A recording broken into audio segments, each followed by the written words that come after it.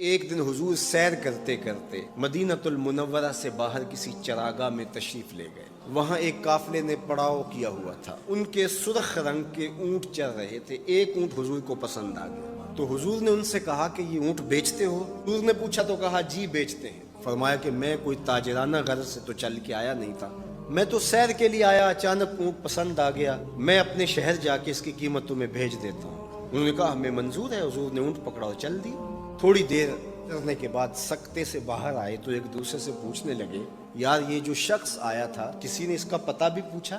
کسی کو پتہ ہے یہ شخص کون تھا؟ ایک بولا یار جب وہ باتیں کرتا تھا اس کے منہ سے نور جھڑتا تھا۔ دوسرا بولا یار جب وہ مسکراتا تھا میں تو اس کی مسکراہٹ میں ہی کھو گیا۔ ایک کہا یار میں تو اس کی زلفوں کے پیچ و خم میں کھو گیا۔ ایک کہنے لگا یار میں تو اس کی آنکھوں میں ڈوب گیا۔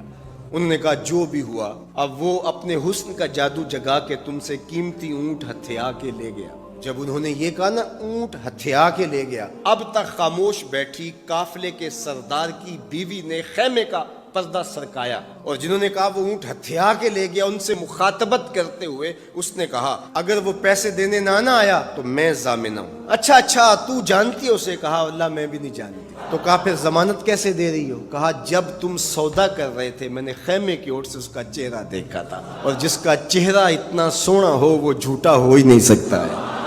اللہ اکبر۔ ابھی تھوڑی دیر گزری، کہتے ہیں کہ وہ ایک شخص آیا، اس نے کہا یہ کھجوریں حضور نے تمہاری ضیافت کے لیے بھیجی ہیں اور ان کھجوروں سے اپنی قیمت پوری کر لو۔ انہوں نے کہا کہ ہم قیمت کیا لیں گے، خود بک گئے، ہمیں بتا وہ پیارا رہتا کہاں ہے؟ تو انہوں نے کہا وہ جو نخلستان نظر آ رہا ہے، وہ کھجوروں کے جھنڈ دکھائی دے رہے ہیں، یہی ڈیرا ہے اس مدنی ماہی کا۔